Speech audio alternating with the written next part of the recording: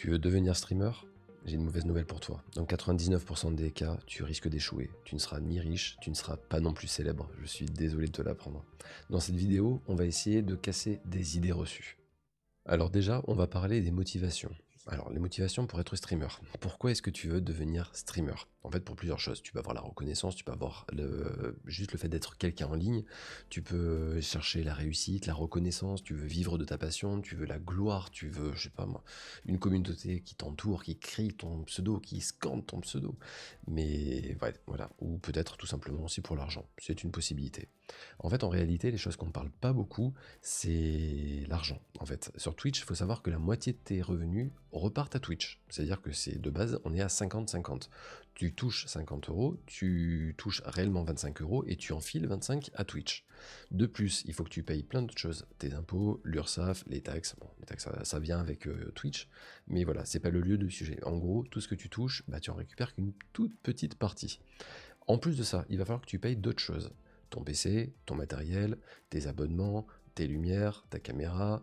En fait, il y a plein de choses que tu vas payer en plus. Il faut savoir qu'au final, un streamer lambda qui stream sur Twitch stream à perte. C'est-à-dire qu'il ne gagne pas plus d'argent qu'il en utilise pour faire ses streams. On va parler maintenant du vrai but, de pourquoi tu lances un stream. En fait, chaque streamer pense qu'au début, quand on lance un stream, c'est uniquement appuyer sur le petit bouton commencer le streaming sur OBS. En fait, c'est pas juste ça. C'est un vrai travail de base. C'est un vrai travail de fond même. Il faut retenir l'attention des inconnus. Tu joues parce que tu veux partager ton gameplay, mais le problème c'est que quand tu joues, bah en fait, tu peux très bien jouer tout seul, mais les gens sont pas forcément là pour regarder quelqu'un qui joue. Il faut apporter quelque chose de plus, en fait. Il faut que tu arrives à captiver les gens.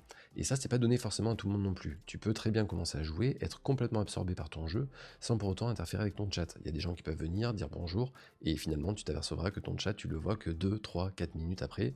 Mais le problème, c'est que ton viewer qui t'aura dit bonjour quand il est venu sur ton stream, bah, il sera déjà barré ailleurs, là où il y aurait eu un peu plus d'interaction. Le fait d'animer un stream, c'est pas évident. C'est quelque chose qui s'apprend, certes. C'est quelque chose qui s'apprend au fur et à mesure des streams que tu fais. Parce que déjà passer devant la caméra, c'est pas évident, mais c'est quelque chose qui s'apprend. Voilà, de mettre un peu pause le cerveau dans le jeu et de pouvoir communiquer un petit peu avec, interagir un peu avec le chat. Mais c'est vraiment pas donné, hein. C'est vraiment très très compliqué au début. Je vous donne un exemple, j'ai joué beaucoup à des jeux de FPS comme Apex Legends, comme Overwatch principalement.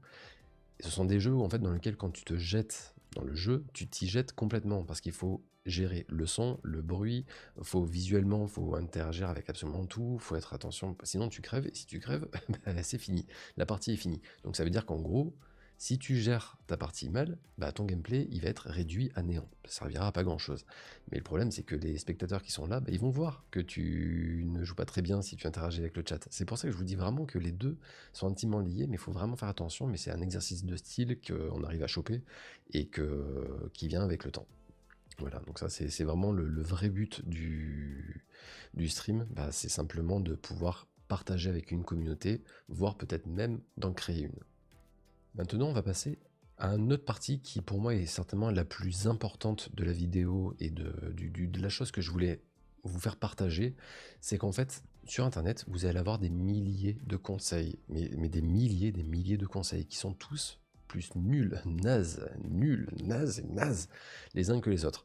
On va te dire, il faut streamer tous les jours. Non, il faut pas streamer tous les jours. C'est-à-dire que quand tu commences à streamer tous les jours, et que en plus malheureusement tu t'aperçois que la communauté ne grandit pas et que tu stagnes à 2, 3, 4, 5 viewers maximum, qui en plus en règle générale sont en lurk, donc n'interfèrent pas forcément avec le chat, ne discutent pas avec vous, c'est dur, c'est très très dur, à moins que votre vision des choses soit de streamer pour du gameplay et que vous en foutiez réellement finalement du chat et que vous ne voulez pas discuter avec eux pendant ces moments de gameplay. Vous pouvez très bien discuter avec eux pendant les sessions de chat, just chatting ou d'autres types de contenus, mais pendant le gameplay, si vous voulez vraiment vous concentrer sur le gameplay, effectivement, il n'y aura pas ça.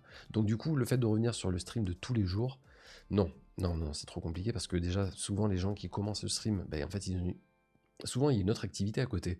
Ils ont un travail, ils ont une vie familiale, ils ont des horaires particuliers, ils sont étudiants. Donc en gros, il n'y a pas que ça. Le stream, c'est vraiment un hobby, c'est un rêve, c'est un fantasme. Voilà, en gros, c'est un fantasme. Donc voilà, le fait de streamer tous les jours, non, faut pas. On te dira, tu streames tous les jours ou tu as un planning fixe et tout. C'est super compliqué à gérer. Quand tu as une autre vie, tu n'es pas streamer pro, c'est impossible à gérer. On te dit qu'il faut jouer aux jeux populaires. Les jeux populaires, pour moi, c'est un oui et c'est un non. Alors oui, effectivement, c'est quelque chose qui peut rapporter un petit peu de monde qui vont venir te voir, mais le problème, c'est que si tu joues à des jeux populaires, tu vas te fondre dans la masse. Si tu te fonds dans la masse, c'est autant dans le jeu, parce qu'en fait, un jeu populaire, c'est un jeu que les gens vont jouer principalement, et c'est quelque chose que forcément tu vas te noyer dans la masse, littéralement, parce que Twitch ne te mettra pas en avant. En première, on va dire en première ligne, hein, quand vous regardez un peu Twitch et que vous regardez tous les personnes qui sont en train de streamer, vous allez voir les gens qui ont le plus de spectateurs. Notamment, je vais penser à Samuel Etienne, par exemple, qui va jouer du Valorant, qui est une niche hyper connue, surjouée, machin et tout. Il a 1200, 1200, 1300, je sais pas combien il a de personnes qui le regardent, mais en gros, on va voir Samuel Etienne en premier. Après, on verra d'autres personnes qui auront des 300, 400, 500 viewers. Mais toi qui vas arriver avec ton petit Valorant, où tu auras que 2 personnes qui te regardent, toi et ton retour. Faut être clair, tout le monde a commencé comme ça. Euh, en vrai, ça va être compliqué qu'on puisse te découvrir. Donc, non, tu vas te noyer dans la masse. C'est-à-dire que tu vas jouer à un jeu qui sera très populaire. Malheureusement, tu ne seras pas visible sur Twitch. Après, il faut peut-être voir sur les autres réseaux. Mais en tout cas, sur Twitch, c'est non. C'est non. C'est non, franc et catégorique. Non. On va te dire aussi une autre chose. Il va falloir peut-être que tu achètes le meilleur setup possible et imaginable, parce qu'en fait, OBS demande de la ressource, le jeu que tu as joué va demander de la ressource, le fait d'encoder va te demander de la ressource, et du coup, tout ça dit qu'il faudrait que tu aies un gros setup. Non, absolument pas du tout. Moi, concrètement, je vais vous donner encore un exemple. J'ai commencé l'ASMR en 2020. Voilà, c'était juste après le Covid. J'avais besoin de me changer un peu les idées. Donc, j'ai commencé à partir dans le stream. J'ai commencé avec un PC portable, avec une webcam et avec un micro. La seule chose que j'ai utilisée vraiment, qui était pour moi important, c'était pas forcément la qualité de mon PC ou de la caméra, c'était la qualité de mon micro. Si tu as pas un bon micro, les gens ne t'écoutent pas. Si ça hachure, si ça sature, si c'est pas agréable à l'oreille, si le son il est caverneux, les gens ne resteront pas. Voilà, clairement et simplement. Au niveau du setup, non, on s'en fout. Tant qu'il arrive à faire tourner tes configurations, t'es pas obligé de toute façon de streamer en 1080p. Tu peux très bien commencer comme tout le monde en 720p. Les gens, de toute façon, en règle générale, ils regardent tes streams sur un téléphone portable. Donc concrètement, plus grand, ça ne sert pas à grand chose. Donc, tout ça pour revenir, un meilleur setup, non. Voilà, par contre, un bon micro, oui. En plus, après, une bonne caméra, je parle pas de vraie caméra, mais une bonne, on va dire une bonne webcam avec un bon éclairage, ça suffira largement. Voilà.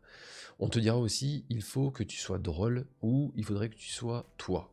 Alors, c'est oui et non. Dans le sens que quand on dit il faut être drôle, oui, il faut être drôle. Effectivement, tu vas pas rester complètement neutre à regarder ton écran, à te regarder en chaîne de faïence devant ton ordinateur ou devant ta caméra. C'est chiant, tu te fais chier, voilà. Le streamer se fait chier, le viewer se fait chier, il reste pas, c'est normal. Maintenant, si tu as quand même un minimum de caractère à blaguer avec les gens ou à blaguer sur certains sujets, bien sûr qu'il faut être drôle. C'est de l'animation, c'est ce que je disais tout à l'heure, c'est super important. Maintenant, le fait de rester soi-même. Pareil, il y a des gens qui ont des auras un petit peu différentes. T'as des gens qui vont être très mornes. Voilà. Ils vont jouer à leur jeu, ils vont discuter, c'est mort, tu sens qu'en fait il n'y a pas d'aura, il n'y a pas de ce petit charme qu'il peut y avoir en fait dans un stream que tu recherches en fait. Toi, tu vas dans un stream pour te changer les idées, pour regarder comme quand tu regardes la télévision finalement, c'est à peu près la même chose. Mais quand tu te retrouves finalement devant un streamer qui ne parle pas, qui fait la gueule, et voilà, donc oui, effectivement, il faut rester soi-même. C'est-à-dire qu'il ne faut pas jouer un jeu pour appâter le maximum de monde. Ou autrement, si tu joues un jeu, tu peux jouer un jeu, mais alors complètement à l'extrême. Tu te crées un personnage complètement loufoque qui te fait vraiment rire et tout. Mais il faut le tenir. Il faudra vraiment, vraiment le tenir. On te dit aussi qu'il faut faire très attention à l'algorithme. Alors, l'algorithme aide. Oui, ça c'est clair, l'algorithme aide. Maintenant, il n'y a pas vraiment d'algorithme précis sur Twitch. Le problème, c'est qu'en fait, la plateforme n'est pas faite pour faire découvrir les gens. Les gens vont venir parce que du coup, soit tu es dans une niche bien spécifique et que voilà, c'est comme ça que ça se passe. Parce que par exemple, tu veux jouer à Hollow Knight, bah, malheureusement, Hollow Knight, il est surcoté maintenant parce que tu as le nouveau jeu qui est sorti, le 2. Maintenant, tu vas jouer un petit jeu, genre Tomb Raider. Voilà, moi j'ai fait un marathon Tomb Raider sur Twitch. Tomb Raider, c'est une classe de jeu qui est très peu finalement streamée, mais que tout le monde connaît.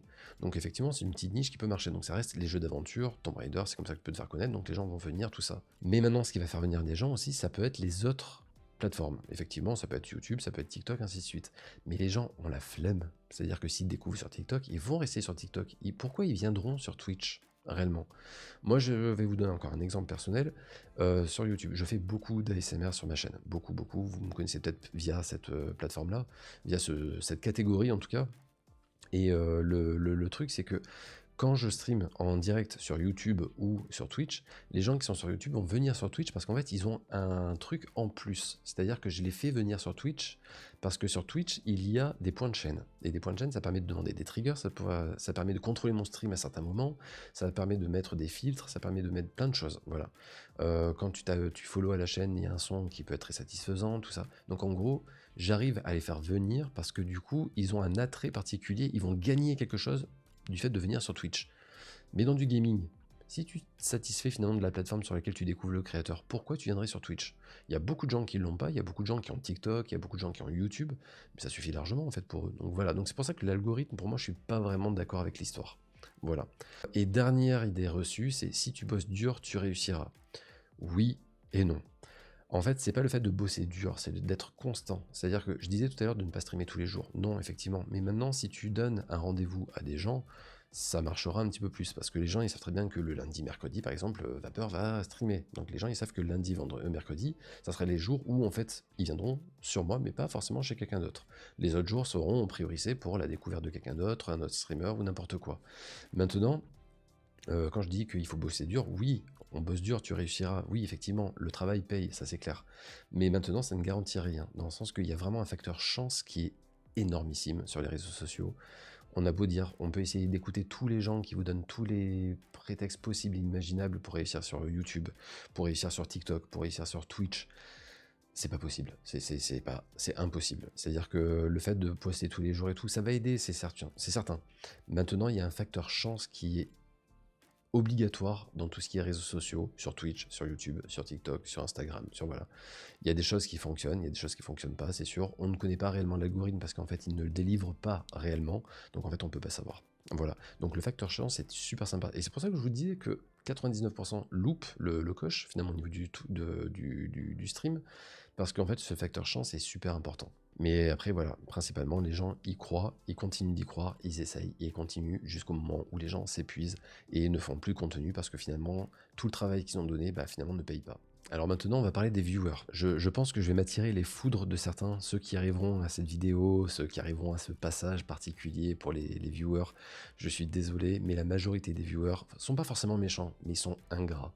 Vraiment, dans le sens qu'en fait, quand ils te découvrent, la majorité vont te suivre pas forcément pour toi. Ils vont te suivre parce que tu vas créer du contenu sur une catégorie qui leur convienne. Sur un jeu, sur un gameplay, sur une hype du moment, sur un raid particulier, donc il y a une hype qui est arrivée, donc les gens vont te suivre, mais c'est pas forcément pour lesquels ils vont devoir rester. Toi, tu penses que quand tu vas commencer à streamer, tu as ton aura qui va être magnifique, qui va être géniale, qui va être parfaite. Mais le problème, c'est qu'en fait, on n'a jamais une aura parfaite. C'est pas possible. Impossible. On va plaire à des gens, on va pas en plaire à d'autres. C'est une chose. Mais en fait, les gens vont te suivre pour le jeu, pour la catégorie, mais pas pour toi, au début, en tout cas. Ils vont te découvrir pour un jeu. Ils vont pas découvrir parce qu'ils vont dire, oh tiens, il y a Vapeur qui est en stream, je le connais pas, mais il a l'air chouette, je vais le suivre.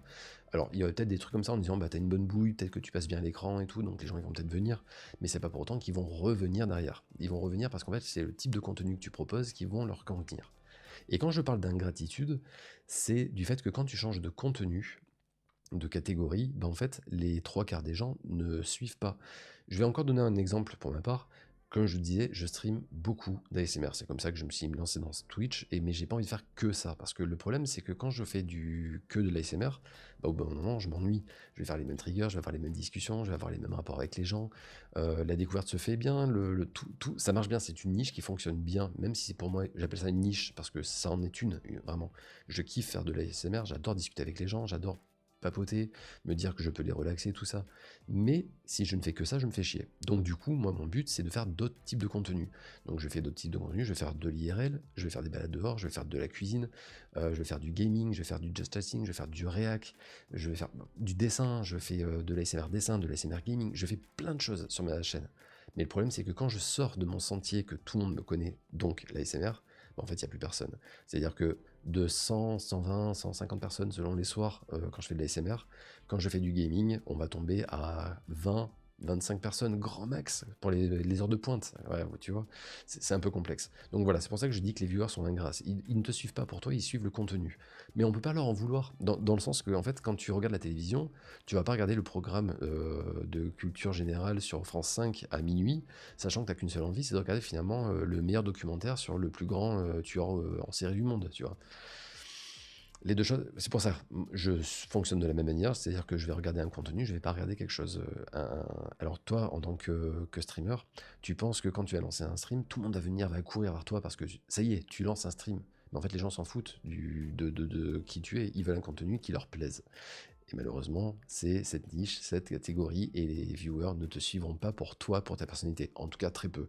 On va dire le quart de tes viewers vont venir parce qu'ils apprécient discuter avec toi, de voir le type de contenu, et ils sont un petit peu peut-être dans le même délire, en fait. Mais majoritairement parlant, ils vous suivront pas du tout. On va aborder le sujet maintenant de ce qu'il faut que tu aies en tête quand tu commences à streamer. Voilà. En gros, il y a plein de choses sur lesquelles il faut que tu gères. Il faut que tu sois technicien, il faut que tu sois informaticien, il faut que tu sois créateur de contenu, il faut que tu sois web designer, il faut que tu sois designer tout court. Il y a plein de choses qu'il faut que tu apprennes à faire. Mais en gros, si tu veux durer un petit peu sur Twitch, il te faut en premier lieu un OBS avec des scènes propres, avec des overlays très sobres, très tranquilles. Pas surchargé parce que les gens n'aiment plus quand c'est surchargé. En fait, il y a des tendances. Il y a des moments où en fait les gens vont aimer quand c'est un peu chargé, quand il y a des overlays un peu spécifiques. Mais là, le moment est surtout aux overlays très épurés avec à la rigueur juste un chat, l'heure et pas plus. Voilà. Quelques petits éléments par-ci par-là si t'en as envie, mais vraiment en gros c'est de la sobriété. Sobriété? Sobriété, je crois. Voilà, en gros. Ce qu'il te faut aussi, c'est gérer tout ce qui est audio. Il te faut un son hyper propre qui ne sature pas. Il va falloir que tu gères tout ce qui est compresseur, tout ce qui est limiteur, tout ça. Je vais pas vous expliquer, je peux vous en expliquer dans une autre vidéo, n'hésitez pas à me dire dans les commentaires, il n'y a pas de problème. Mais en gros, il y a des choses qu'il faut savoir au niveau de l'audio qui sont super importantes pour éviter que ça crépite, que ça sature, que ça soit pas trop bas, trop haut. Il faut connaître l'histoire de gain, il faut connaître les décibels. Et en fait, il y a pas mal de choses à connaître au niveau du son, et ça c'est très très important. Donc il y a une petite formation interne à faire. Voilà, un peu de motivation, il y a sur YouTube, vous avez énormément de tutos qui vous expliqueront très rapidement. Et maintenant, en plus, vous êtes à l'ère de ChatGPT, qui peut vous expliquer plus ou moins correctement ce que vous pouvez faire. Ce qui est important pour vous aussi, c'est d'avoir une identité visuelle. Ça, c'est très très important. C'est-à-dire que les gens, quand ils arrivent sur votre stream, ils reconnaissent immédiatement la patte graphique qui est chez vous. Moi, en l'occurrence, c'est dans les tons violet-orange, parce qu'en fait, ma thématique, entre guillemets, c'est les lapins, parce que j'appelle tout le monde les lapins. Voilà, basique, c'est parti de là.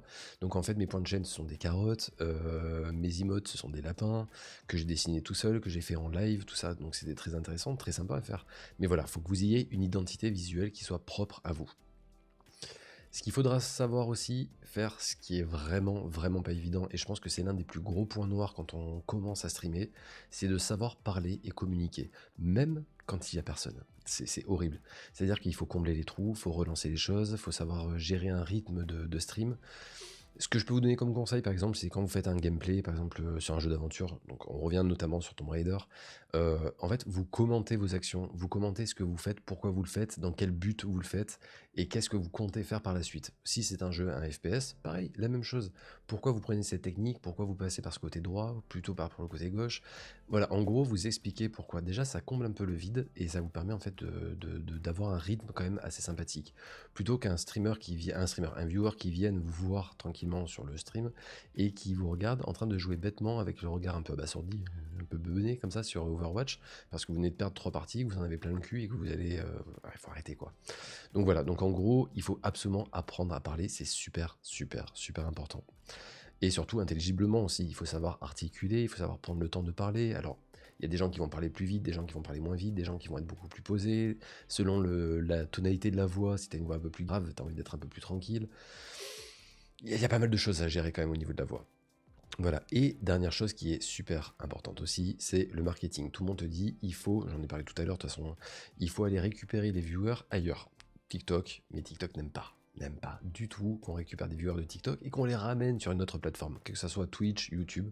Ils veulent pas qu'on prononce le nom, ils ne voudraient pas non plus qu'on marque Twitch, vous savez, les petits logos, viens sur Twitch, tel machin. Donc non, ils aiment pas ça du tout.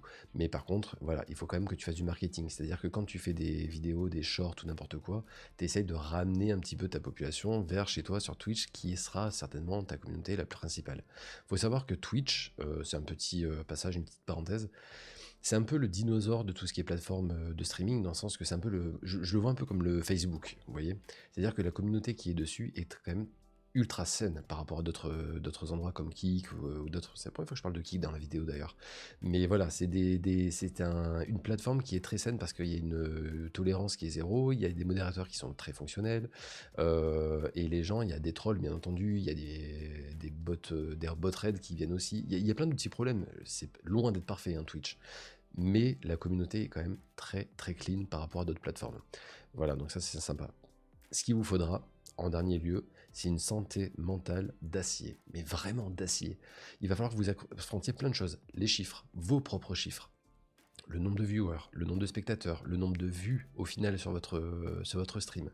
Les déceptions, c'est-à-dire que tu vas lancer un stream, tu vas préparer toute la chose, tu vas préparer plein de trucs, tu vas mettre énormément d'espoir et finalement tu vas être déçu. Donc voilà, la déception lors des streams, sachant qu'en plus les streams, c'est pas égal, c'est-à-dire que tous les jours tu n'auras pas le nombre de viewers instantanés.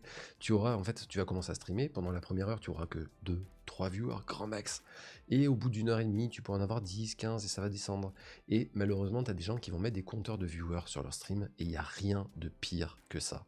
Ça te met une pression quand tu arrives et que tu as 2 viewers, mais tu te dis merde, mon stream marche pas, qu'est-ce que je fous, pourquoi je stream, tu vas te remettre en question tout le temps, tout ça, c'est super chiant, c'est horrible, c'est affreux, ça te prend la tête. Mental d'acier les gars, mental d'acier, vraiment, c'est hyper important. Et surtout, ne vous comparez pas aux autres, c'est un piège qui est énorme pour le stream, dans le sens que si tu commences à te comparer aux autres, tu vas dire mais mon contenu, pourquoi il plaît pas? Alors qu'en fait, finalement, c'est juste la découvrabilité de ta chaîne qui fait qu'en fait, tu n'as pas forcément de views. Il faut du temps, de la patience, voir que ça marchera pas. Faut trouver les créneaux horaires qui conviennent le plus ou le mieux à la cible que tu recherches. Mais voilà. En gros, il y a des pièges qui sont à éviter. Il faut pas te comparer aux autres parce qu'il y en a quelques-uns qui vont faire de la merde, qui vont avoir un écran pourri. Les anciens streamers qui ont commencé au tout début de la plateforme, qui ont une caméra de merde, qui ne savent pas parler, qui font n'importe quoi sur leur stream, ça marche, ils ont 10 000, 15 000 vues, en fait, viewers instantanés. Sauf que toi, bah, tu fais des trucs super bien, bien carrés, tout bien structuré, tout ça, et ça marche pas. Mais c'est normal parce qu'il te faut du temps, il faut ramener. Donc on revient avec toute la vidéo que j'ai pu vous dire tout à l'heure.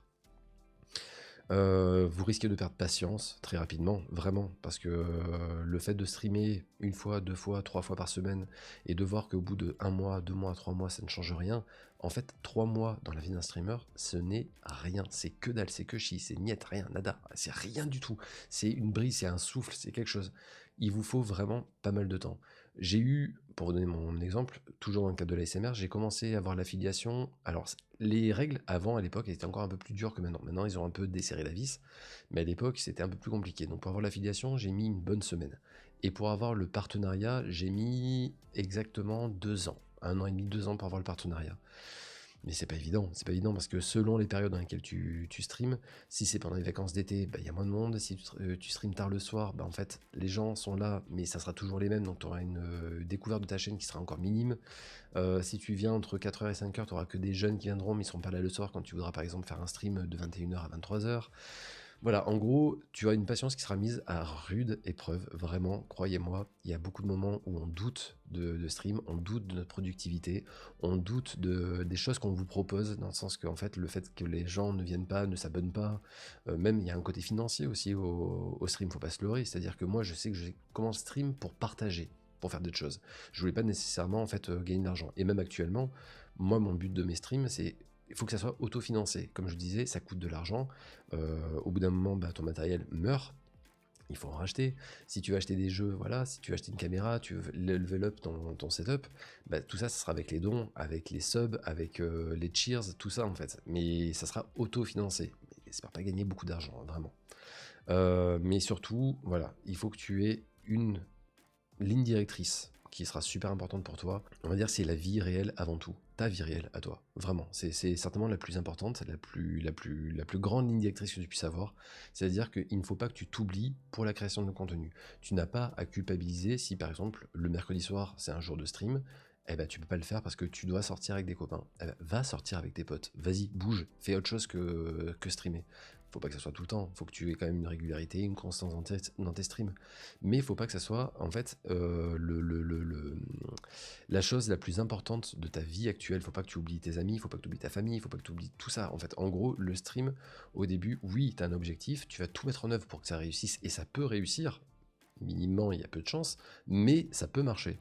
Donc du coup, effectivement, tu mets tout en œuvre pour que ça fonctionne. Mais si un jour, tu as des doutes, ainsi de suite, prends du recul, prends une semaine de vacances, prends une semaine de congé réellement de tes réseaux, lâche tout, et tu verras qu'en fait, au bout d'une semaine, tu réfléchiras et tu te dis, bah ça me manque, j'ai envie de recommencer, j'ai envie d'y retourner. Même si tu gagnes pas d'argent, même si, voilà, en fait, tu auras toujours une petite communauté qui sera présente au bout d'un certain moment, qui vont venir régulièrement, qui vont discuter avec toi, tu vas apprendre à les connaître, tu vas apprendre à les apprécier, et inversement, tu vas apprendre à les connaître un peu plus personnellement, parce que souvent, tu auras un serveur Discord à côté, sur lequel tu vas discuter de tout, de rien, et les gens se dévoilent, en fait, en stream, parce qu'ils sont cachés derrière un écran, et les gens, en fait, ils parlent pas physiquement, ils montreront jamais leur bouille, même ça serait cool d'ailleurs. Mais en fait, ils se dévoilent au fur et à mesure. Tu vas voir qu'au fur et à mesure des streams, ils vont dire une chose, une autre. Et si tu as une bonne mémoire, tu feras un petit relien, un petit lien de tout là, et ça te permettra finalement de connaître un peu mieux tes viewers. Et ça, c'est vraiment génial. Donc voilà, donc en conclusion de cette longue vidéo, je pensais que ça allait être beaucoup plus court, mais finalement j'avais beaucoup de choses à dire. Dis-toi bien que le stream, quand tu vas commencer, ce n'est pas un rêve, tout n'est pas magique, c'est pas merveilleux et tout ça, c'est le bordel au début, c'est très compliqué parce que tu gères énormément de points sur lesquels tu n'es pas forcément formé, que ça soit, comme je vous disais encore tout à l'heure, hein, que ça soit OBS, le son, la vidéo, tout plein de choses, en fait, c'est super difficile de commencer à streamer. Le track, de devoir parler devant des gens, ou même de parler tout seul, même quand tu n'as pas de viewer, c'est compliqué. C'est beaucoup de travail, c'est beaucoup de patience, c'est beaucoup de déception, de préparation, tout ça. Mais en vrai, streamer, c'est génial. Voilà.